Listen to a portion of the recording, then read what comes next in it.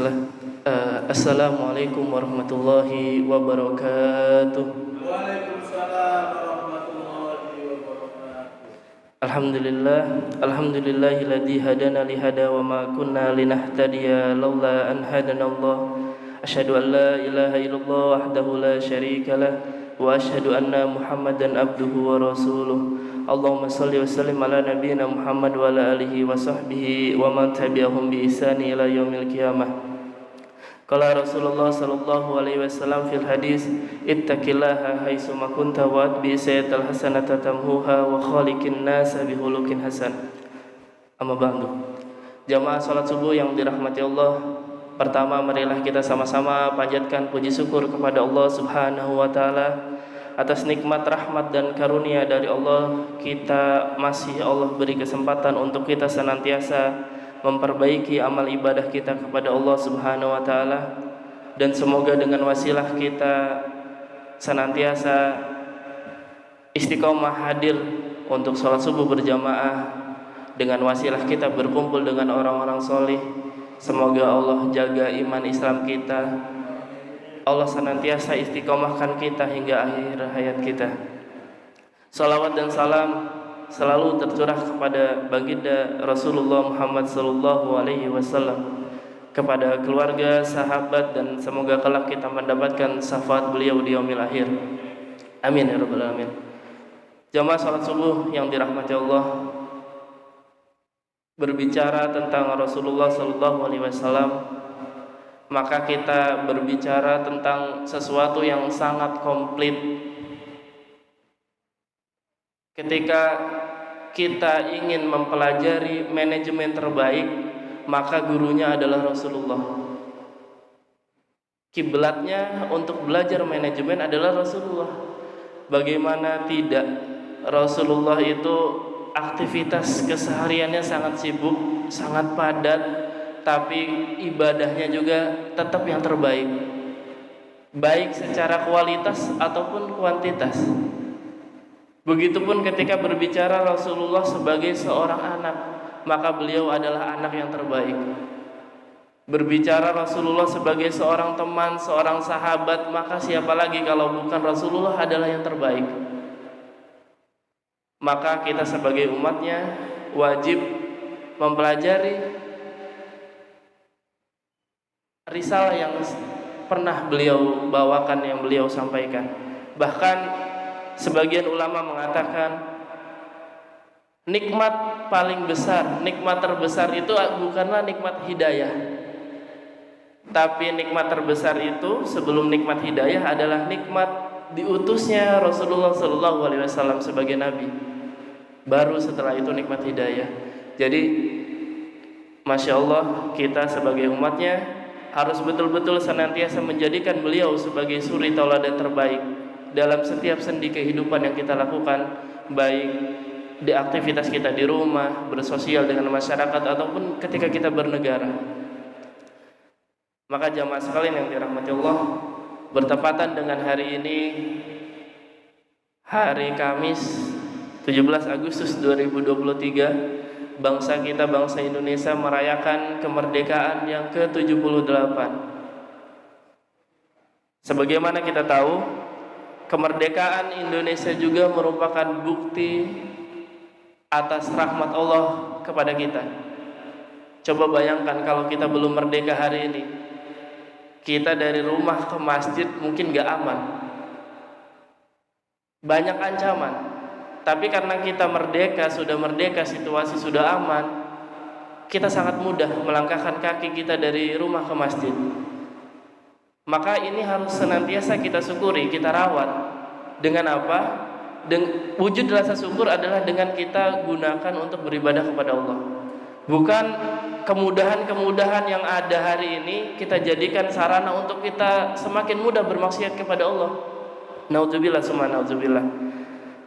Karena sebagaimana kita ketahui bersama,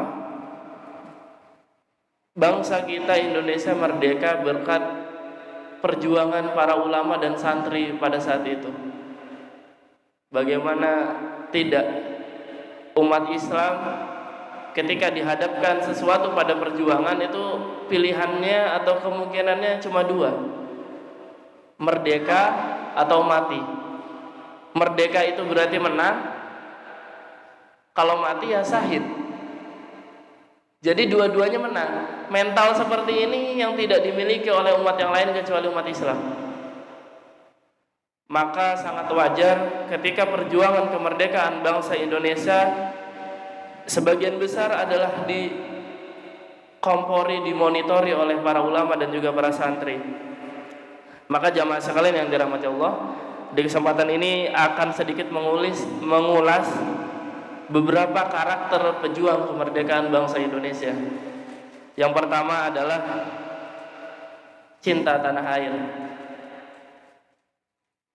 Sebagaimana kita tahu, apa itu kan? Yang perkataan Syekh Hashim, Hubbul Waton minal iman. Mencintai tanah air adalah sebagian dari iman. Itu benar. Kita tahu bagaimana perasaan Rasulullah dulu meninggalkan negeri tercintanya yaitu Mekah. Ketika beliau berdakwah di Mekah tidak menemukan titik terang, lalu Allah perintahkan Rasulullah untuk berhijrah ke Madinah. Bagaimana sedihnya Rasulullah pada saat itu meninggalkan tanah kelahirannya yaitu Mekah. Tapi di balik itu semua ternyata Allah menyimpan hikmah bahwa kelak Mekah akan ditaklukkan oleh Rasulullah tanpa pertumpahan darah, tanpa peperangan di Mekah. Jadi awalnya sedih Rasulullah ninggalin Mekah, tapi ternyata Allah menyimpan rahasia bahwa Mekah akan ditaklukkan tanpa peperangan. Karena kalau Mekah ditaklukkan dengan peperangan, Rasulullah bakal sedih lagi pasti. Jadi cinta tanah air ini dari dulunya udah diajarkan begitu, bahwa Rasulullah juga mencintai tanah airnya yaitu Mekah. Karena ternyata Allah menyimpan hikmah terbaik bagaimana cara menaklukkan Mekah yang terbaik, yaitu dengan caranya berhijrah dulu, menghimpun kekuatan yang besar, lalu datang ke Mekah dengan menaklukkan Mekah tanpa pertumpahan darah. Itu yang pertama, karakter pejuang kemerdekaan, yaitu cinta tanah air. Yang kedua adalah karakter pantang menyerah. Coba bayangkan, dulu penjajah datang ke negeri ini dengan peralatan yang komplit, modern. Sedangkan apa yang kita miliki? Pejuang-pejuang kita memiliki apa? Hanya bambu runcing gitu. Nah, ini juga pernah dulu dicontohkan oleh Rasulullah SAW. Dulu kita tahu peristiwa perang Badar. Perang Badar itu ternyata Rasulullah dan para sahabat itu tidak niat perang awalnya.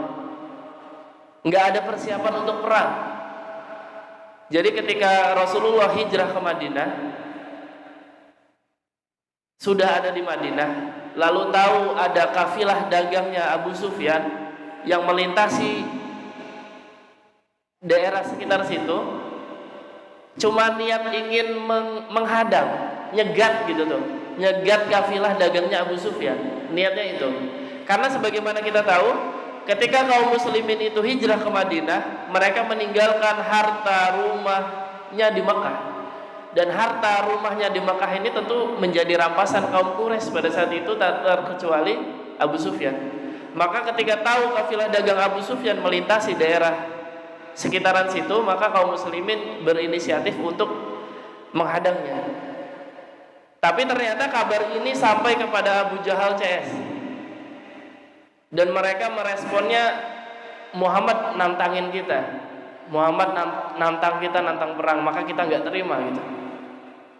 Jadi dengan kekuatan yang besar, Abu Jahal mengirim pasukan yang banyak untuk niat perang, untuk niat menghancurkan kaum Nabi Muhammad dan para sahabat. Tapi beda, Nabi Muhammad dan para sahabat itu tidak niat perang, sehingga membawa amunisi seadanya. Tapi karena memiliki mental pantang menyerah ini, kaum muslimin tidak mundur. Jadi pertama kekurangannya, mereka kaum muslimin tidak siap perang. Jumlah kekuatan sedikit. berbanding terbalik dengan jumlah kekuatan musuh yang sangat banyak pada saat itu. Peralatan perang yang seadanya berbanding terbalik dengan peralatan perang musuh yang memang diniatkan datang untuk perang. Bahkan ketika perang Badar, Rasulullah sempat berdoa kan, seandainya engkau ya Allah binasakan kaum ini, maka tidak ada lagi yang akan menyembahmu gitu. Sampai ada doa seperti itu. Artinya memang situasi pada saat itu kaum muslimin tidak memiliki kekuatan apa-apa kecuali kekuatan dari Allah. Maka mental pantang menyerah ini sejatinya selain dimiliki oleh para pejuang kita, ternyata dulu mental itu telah ditularkan oleh Nabi kita Rasulullah Muhammad SAW. Dan semoga mental pantang menyerah juga kita miliki, baik ketika menghadapi kesusahan dalam memberikan nafkah kepada anak istri kita. Hadirkan mental pantang menyerah, karena mental ini sudah diajarkan oleh Nabi kita. Mental ini sudah diajarkan oleh para pejuang kemerdekaan bangsa kita. Karena tidak mungkin Allah memberikan beban kepada kita kecuali kita sanggup melalui beban itu. Lalu karakteristik yang ketiga adalah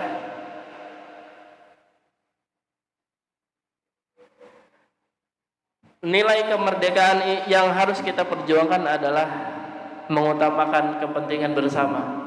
Jadi jamaah sekalian yang dirahmati Allah, para pejuang bangsa dulu memerdekakan bangsa Indonesia tentu bukan atas dasar kepentingan pribadi atau kepentingan golongan tertentu, tapi tentu kepentingan bersama.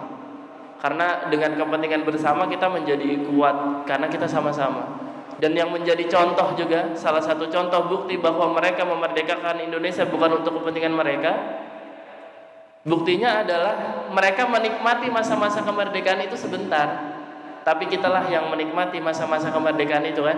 Yang enak-enak mah kita, mereka enak-enaknya sebentar gitu, menikmati masa kemerdekaan itu sebentar, tapi perjuangan mereka sangat jauh, sangat panjang. Jadi mereka memberikan perjuangan kemerdekaan Indonesia itu untuk kita, untuk hadiah kita menikmati hari-hari yang indah setelah kemerdekaan. Maka mental ini juga harus kita miliki, karakteristik ini juga harus kita miliki, bahwa kita melakukan sesuatu sebaiknya untuk kepentingan bersama, bukan untuk kepentingan pribadi atau golongan kita. Maka jamaah sekalian yang dirahmati Allah, 3 karakteristik pejuang kemerdekaan ini semoga tertanam dalam diri kita masing-masing, karena itulah yang menjadi bukti bahwa kita menghargai para pejuang kemerdekaan dulu.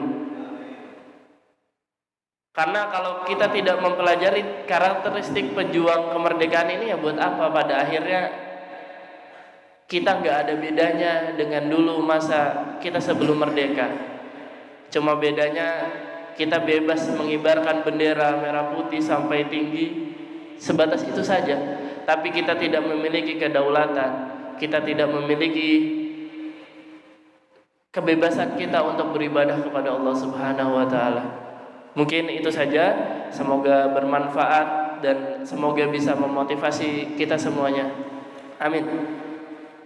Sebelum ditutup, marilah kita sama-sama berdoa, kita beristighfar, bermohon ampun kepada Allah, bermunajat kepada Allah, dan juga kita memohon kepada Allah semoga Allah berikan kita kemudahan dalam kita menjalani aktivitas kita sehari-hari, dan juga semoga Allah jadikan apapun yang kita lakukan menjadi bernilai ibadah di sisi Allah Subhanahu wa taala.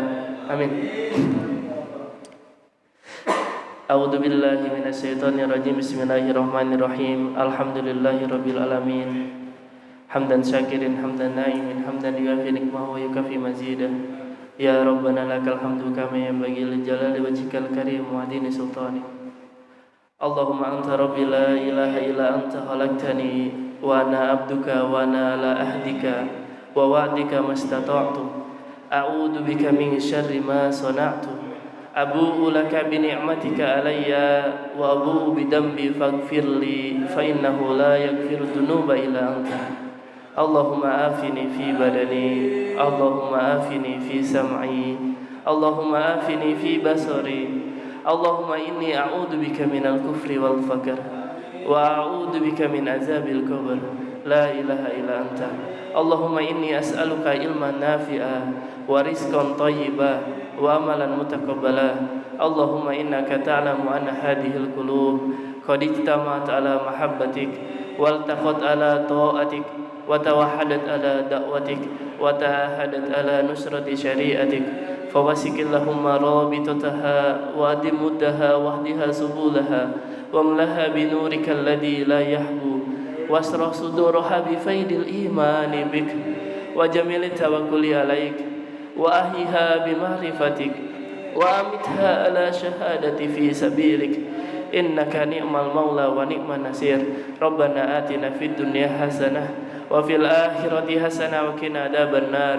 اللهم آمين وصلى الله على سيدنا محمد وعلى آله وصحبه وسلم سبحان ربك رب العزة عما يصفون وسلام على المرسلين والحمد لله رب العالمين سبحانك اللهم وبحمدك أشهد أن لا إله إلا أنت أستغفرك وأتوب إليك والسلام عليكم ورحمة الله وبركاته.